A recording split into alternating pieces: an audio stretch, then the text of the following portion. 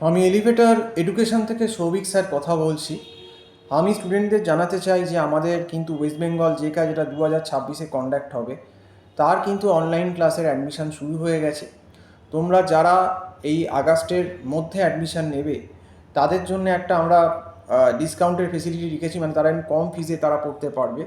এবং আমাদের এখানে ওয়েস্ট বেঙ্গল জেকার যে অনলাইন ক্লাসটা সেটা কিন্তু মান্থলি বেসিসে হয়। আমরা একটা মান্থলি ফিজের বেসিসেই কিন্তু স্টুডেন্টদের গাইড করে থাকি।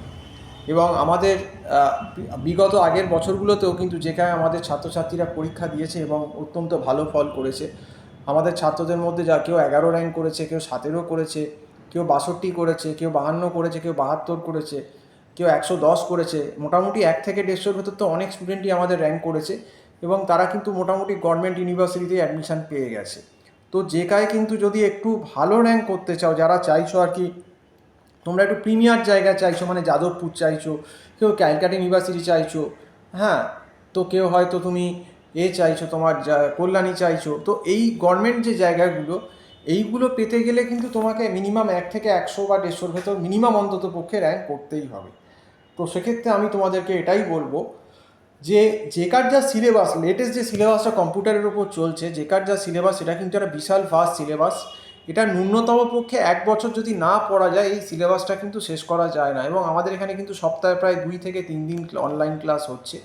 এবং আমাদের অনলাইন ক্লাস আমাদের ফ্যাকাল্টি আইটি হেড যিনি এখানে এলিভেটর এডুকেশনের আসেন, মিস্টার চন্দন বোস, চন্দনবাবুই, চন্দন স্যারই তোমাদের ক্লাসগুলো কন্ডাক্ট করাচ্ছেন। এবং ওনার হাতে বিগত হয়তো বললাম তোমার জেকায় 11, 17, 62, 52, হ্যাঁ, 120, 150 অনেকেই ভালো র্যাঙ্ক করে বেরিয়ে গেছে।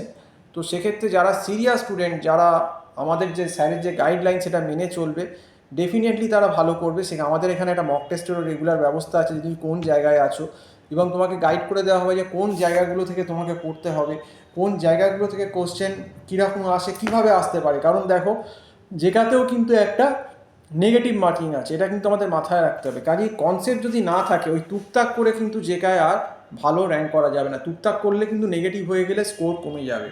তো সেই জায়গাটা কিন্তু কনসেপ্ট বোঝাবার জন্যই প্রথম থেকেই পড়তে হবে। কারণ সিলেবাস অনেক আছে, প্রচুর পড়াতে হবে। ইনডেপথ পড়াতে গেলে যদি তোমরা কনসেপশান চাও বা তবেই কিন্তু তোমরা ওই র্যাঙ্ক 1 থেকে 100 যেটা বলছি, 100 বা 150-র ভেতর কিন্তু র্যাঙ্ক করতে পারবে। আদারওয়াইজ কিন্তু র্যাঙ্ক করতে পারবে না।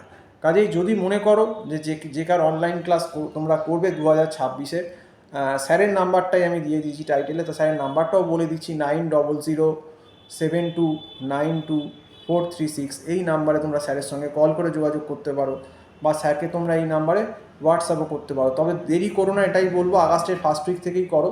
এবারে 2025-এর জেকাটা একটা এই কেসের জন্য একটু ফেঁসে গেছে, যেহেতু ওই SC ST OBCর কেসটা নিয়ে চলছে, কিন্তু মনে হয় না সামনের বছর এই প্রবলেম হবে বলে।